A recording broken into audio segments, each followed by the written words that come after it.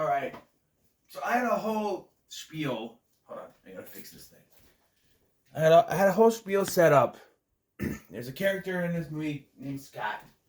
At the end of the film, during the film he gets taken with the main girl played by Laura Flynn Boyle into the world. And at the end of the film, it's like an itch.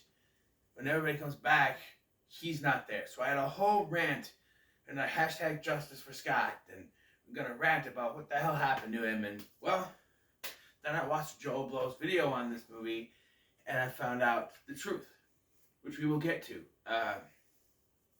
But before I get into this review proper, I just want to say that, like, the whole thing with Poltergeist is that it's cursed, right?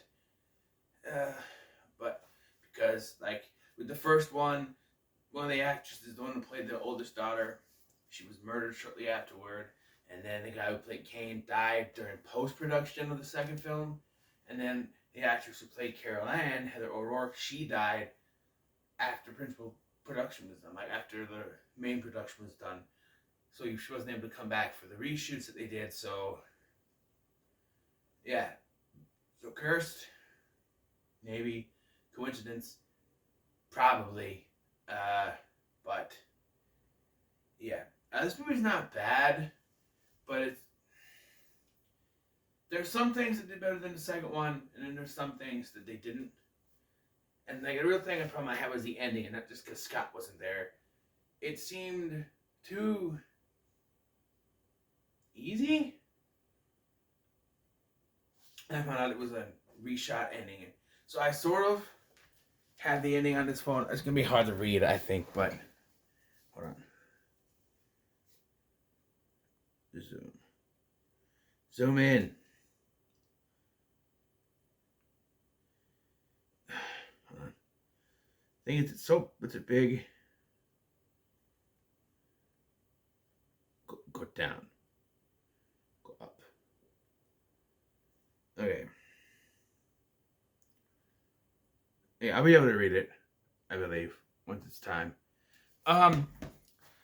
So the story here is now Carol Ann has now moved into a high-rise with her aunt, the younger sister of Joel Beth Williams, Diane, from the first two. They moved in. She moved to this high-rise with her aunt and her aunt's new husband, Bruce, played by Tom Skerritt. Her aunt is played by Nancy Allen. And yes, there is a Carrie reference later in the film, which I didn't catch at first till I watched Joe Blow's video and then they mentioned it. I'm like, how did I not catch that? Because she's in Carrie. But yeah, and they live there with Bruce's daughter from a previous marriage, Donna, played by Laura Flynn Boyle. Okay? Now, the first half of this film, I think, is actually decent. Like, I feel like it works. You introduce our characters. You get to know our characters. They're living on this high rise. We see that there's apartments on the top. It's like a mall galleria thing on the bottom. And we see that she has a thing, that she being Donna, has a thing for this guy named Scott, who is this guy who's not bad looking, got a curly, poofy hair, which I could never pull off. I could, but like I got this bald spot going in the back of my head, so I don't think it'll look very well. You know, I had my hair grown out earlier this year too, until it was warm enough, and like I could tell that the back of my head just wasn't. I don't know. I can't see the back of my head, but anyway. But it seems that our old friend Reverend Kane, now played by a different actor, wearing a Julian Beck mask, has come back. All because of some pretentious asshole named Dr. Seaton. And no, not Dr. Satan! I thought that's what they said at first. I'm like, what? Dr. Satan! Dr. Seaton, who is the biggest asshole in this movie. This whole thing is his fault. Because we find out that because he's talking to Carol Ann and getting her repressed memories and having her talk about the experience, it's drawn Kane out of where he was, his destruction, his death, whatever. And this wakes up Tangina, which, by the way, I realized I was calling her Tagina in the last one. It's Tangina. Once again, played by Zella Rubinstein. And she senses from very, very far away and says, leaves her brunch or whatever it is to go help Carol Ann. She takes a while to get there, but by the time she gets there, Donna, Scott, and Heather, Carol Ann have been taken away. And so the first thing I want to talk about is Kane. Obviously,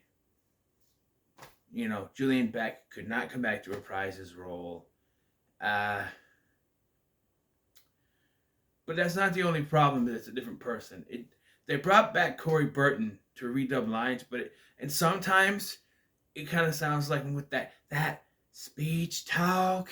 Come with me, Carol Ann, but it's distorted, so it sounds like a dark creature voice, which I guess they had to do because they couldn't outright, don't have his voice. But his motive, and I thought that like the ending, his motive throughout this film is to get Carol Ann not to take her life force like before, because she's the only one that can bring him into the light. I'm not 100% sure, but I feel like that's the plot of the remake, isn't it? The spirits want her to bring them into the light. I don't know. I have to rewatch it, but I don't know. So Kane's MO, his whole reason for doing this is different now, and I don't know. I don't understand it, I guess. Why it's different. He wanted her life force before, now he just wants to lead him into the light. I don't know. I do think the cast is pretty good here. Joe Beth Williams and Craig T. Nelson did not come back. Craig T. Nelson said that both of them said that they, were iffy on working on a sequel, so they didn't come back. Craig T. Nelson was asked to, and he said no. So they only got Heather O'Rourke and Zelda Rubinstein to come back, and they're still good. There is a noticeability.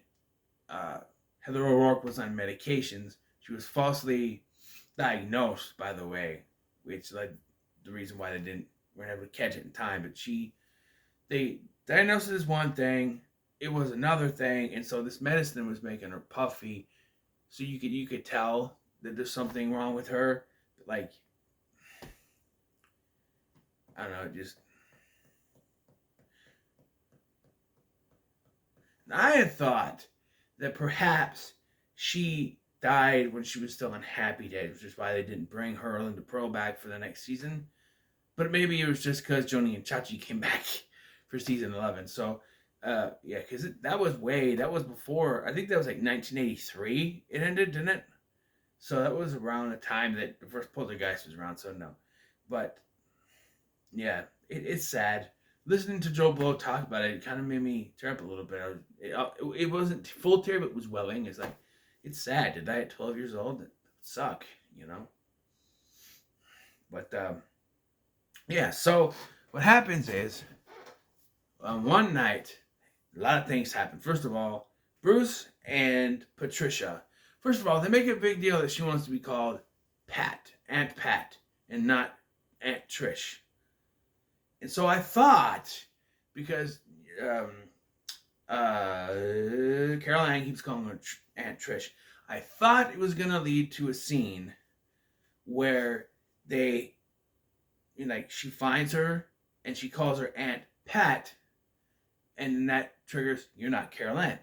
They do the you're not Carol Ann stuff, but they do it with Tangina, where they're trying to save her, and then she shows up, that's not Carol Ann, and it's like a weird creature thing.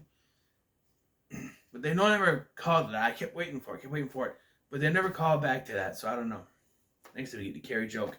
So they go to this big dinner thing in the Galleria part, in a dinner area, a party of some sort. And then the daughter, Donna, is left in charge. But she sneaks off with her friends to party, and she goes to a party, which Carol Ann says, go ahead, go, I'll be fine, which, why? Who wrote that?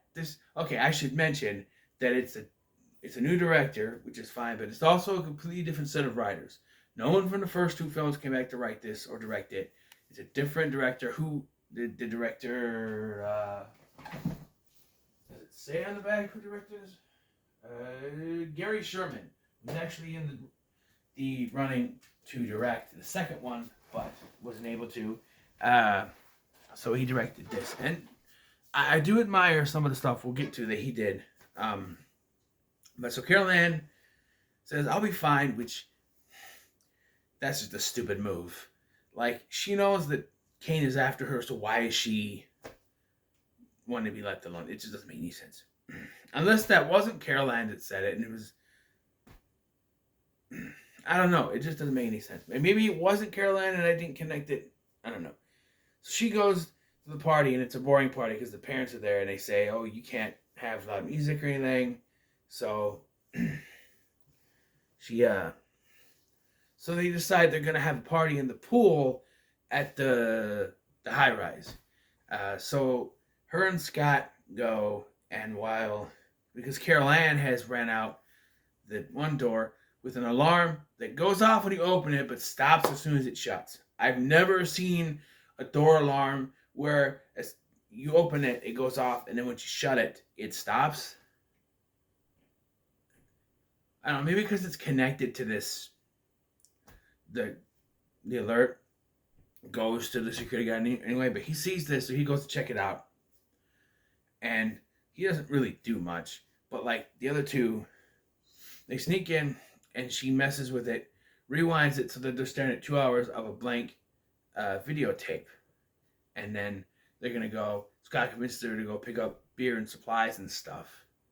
And like, I don't understand this fucking decision. They go back to the security room instead of going to their friends are, turn off that tape that she set up, and play a prank on them. And then they see, I get that this was to go back so they could see her, Carol Ann, in the parking lot. Well, if that's the case, just get rid of the scene where they leave and come back. And when they do that, I know they have to get those kids have to get caught, but like, it still doesn't make any sense. But they turned off the prank it and they leave, like it would still be on. Like, even them going to get stuff and coming back, it doesn't make any sense. Because if they went back specifically to prank them, like, why did they go back? Because like, what if the guy was back by then? It doesn't make any sense to me. But I digress.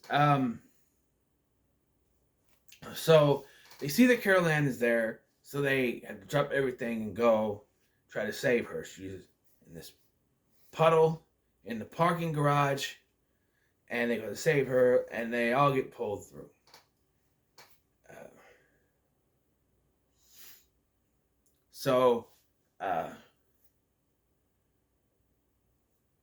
Bruce and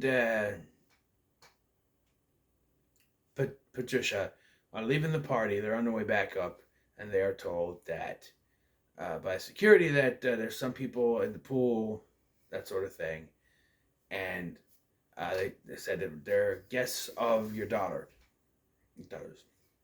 So they go out there and they try to say what happened in it. We don't know what happened. They never showed up. Her and Scott never showed up. So they go back to the apartment, and they see all this weird stuff. And then Carol Ann's reaching out, and they're trying to pull her through, and then Tangina shows up and says that's not Carol Ann, and it's like a ghostly creature thing.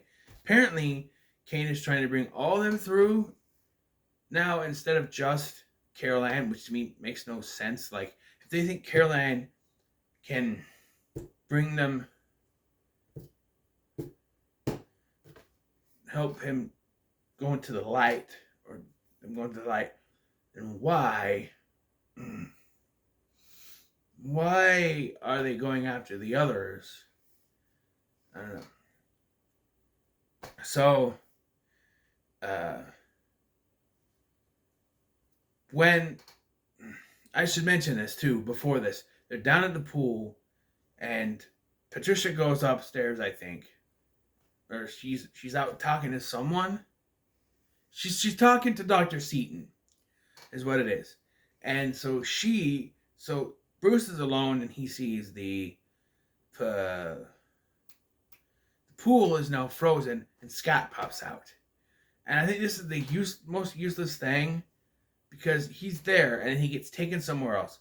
Dr. Seaton works his magic to try to hypnotize this thing, which we find out is actually like a ghost spirit thing. So how was he able to hypnotize it? Was he really hypnotizing it, or was it just telling them information to get them to go upstairs? They go upstairs. Of course, Dr. Seaton is the worst character in this movie because he doesn't believe a thing. He believes that Carol Ann somehow using mass hypnosis to make people see things that aren't there. This guy doesn't believe in ghosts or spirits, but mass hypnosis from a 12-year-old girl? Yeah, that's more believable. Anyway, so the whole thing happens and she shows up, and then we get a weird death, which I guess, so Jobo says that Dr. Seaton is the only one who gets outright murdered in this movie. Tangina sort of dies, but not murder, but I guess she's not technically dead. Like in the original ending, she's not supposed to be dead like she's with the others, but I don't know. So she gets pushed up against a mirror. She dies right away, so she hits the mirror, and then Donna crawls out of her. Great practical effects. By the way, I gotta mention, the director, his name I already forgot. Hold on. Let me go back and look. Gibson Sherman. Gary Sherman. He wanted to do all practical stuff. So everything you see is on camera. It's not a special effect. It's not a visual, which I was worried when they go into the other side. It's all practical stuff. Looks way better than the stuff in the third one. But anyway, everything's done in camera with tricks. Like, even with mirrors, it's like a double mimicking their movements. So, yeah. But, yeah, she crawls out, and they try to,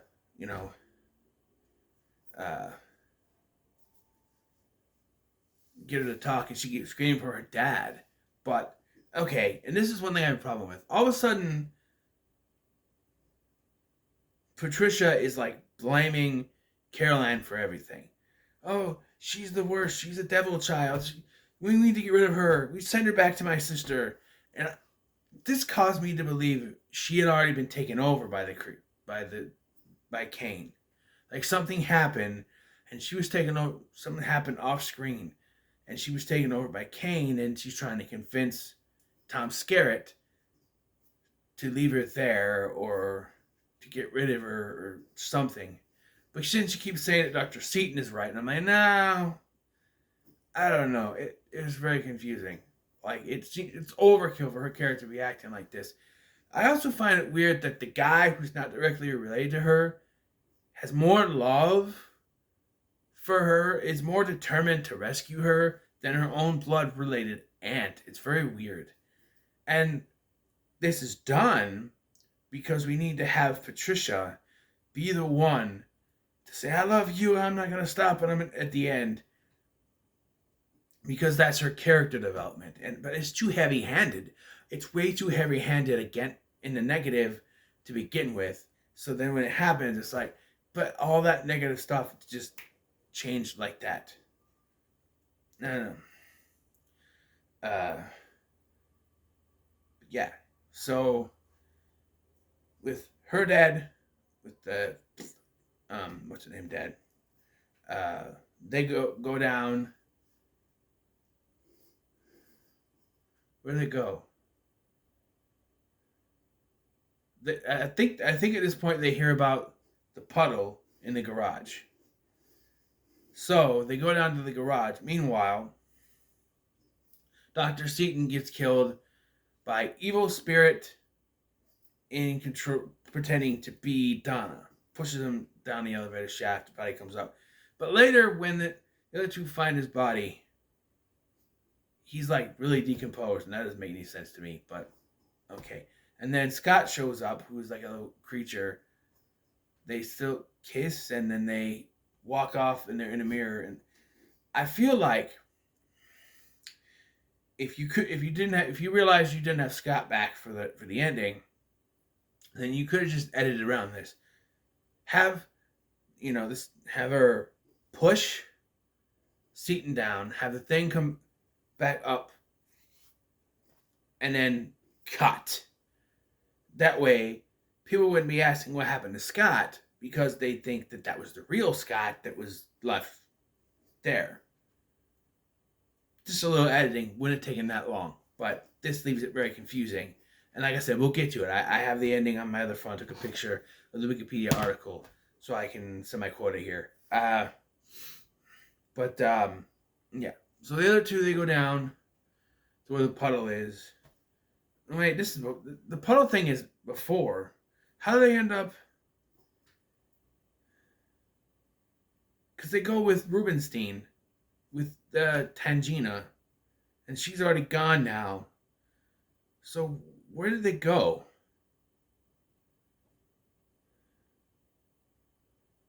Oh, Bruce saw her running, and they saw Heather Ann, Carol Ann running and fought and ran after her, and Patricia ran after him, and it leads them downstairs into a freezer. There we go. It fills up with water, and you think they're on the other side. Supposedly, according Tangina shows up in the spirit form and hands her necklace to Bruce and says, "Outside in, outside in."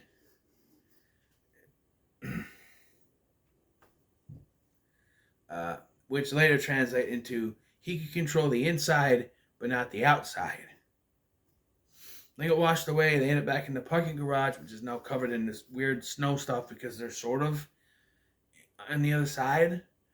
He sets it on fire, and then it changes to the sprinklers going off and water, but there's nothing burned anymore. And then this woman shows up who's at the party and tells them, "Oh, your daughter and niece are upstairs, and they're waiting for you with Dr. Seaton." And I'm like, okay, that's a lie. So they go up, and it's a trap because they get elevator thing, and then he realizes what outside in means, and he uses this thing at the top to go. It's the window washer thing because we see it earlier in the film, the window washer, to go down to the outside of their building, and this is the line that got it a PG-13 rating because apparently it had a PG rating when it came out because it wasn't that bad. And so they have Tom Skerritt say, "Fucking son of a bitch." There you go. There's your PG-13. He breaks through and he's taken. And this is the ending we got. Okay, she goes in. She's looking for them. She's like decomposed bodies of them, and she tells Caroline she loves her. She's not gonna stop looking for her. There's a trick where she keeps saying, "Go away, you don't want me," and it's not her, it's a possessed thing.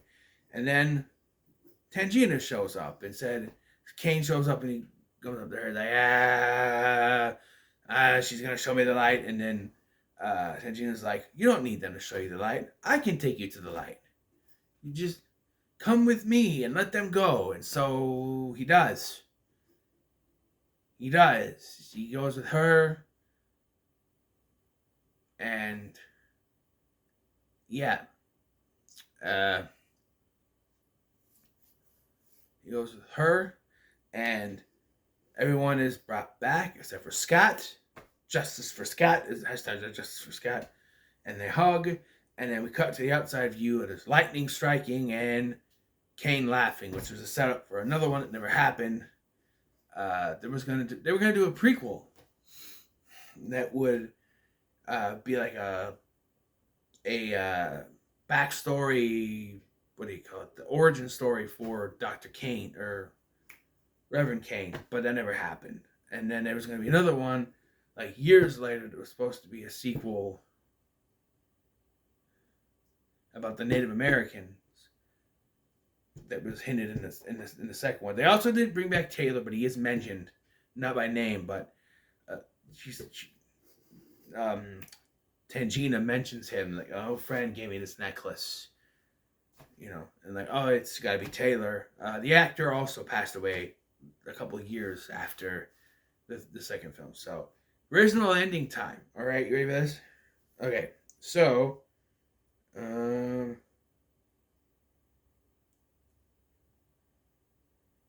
on. Okay. Zoom. In. Out. Okay. Okay, so the studio decided to reshoot at least part of the ending with a different special effects sequence. In the original ending that was scrapped after O'Rourke's death, when Patricia jumps through the glass pane into the apartment, she finds Carol Ann, Donna, Scott, Bruce, and Tangina frozen and dying.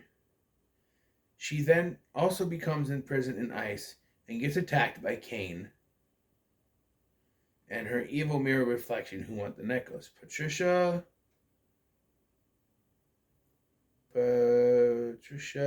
tries to repel them and declares unconditional love for her family, but trips over frozen Tangina and falls to the floor. Suddenly, Tangina frees her arm from the ice and grabs the necklace. She convinces Kane that she's the one who can take him to the other side, not Carol Ann. Kane puts his hand on the necklace, but instead of ascending, his face cracks and explodes. The blast frees everyone, but annihilates Tangina and causes a violent thunderstorm. Patricia, Carol Ann, Donna, Scott, and Bruce finally leave the mirror dimension. Carol Ann sees a reflection of Tangina in the mirror, who waves goodbye and sheds a tear. Other way. Goodbye at them and sheds a tear. In this version, there's no real interaction between Tangina and Carol Ann, it sucks. And also in this ending, when everyone comes back, you don't see Carol Ann's face. It's covered the entire time because it wasn't Heather O'Rourke. They had to use a double. They actually, the director, whose name I keep fucking forgetting, wanted to shelf this movie, but the studio's like, oh no, we spent much money on this. We gotta get it out there. So basically, they're saying, I know she died, but this can make us money, so we gotta put it out. Sorry. Basically is what they're saying. This is fine. I'm gonna give it middle of the road. It's not bad. Then on part the second one, except the special effects are better, but it's fine. It's okay. But next we will be looking at the remake, so look for that. What are your thoughts on Poltergeist 3? Let me know in the comments below. By the way, how come there's no subtitle for this? Like the second one had the other side. This one could be like Poltergeist 3. Kane's Revenge, or The Revenge of Kane, or Poltergeist 3. We're moving on up to the east side to a deluxe apartment in the sky. Maybe that's too long. Moving on up. Poltergeist 3, moving on up. But yeah. So thank you for watching. I've been Scotty. I'll see you in the next one.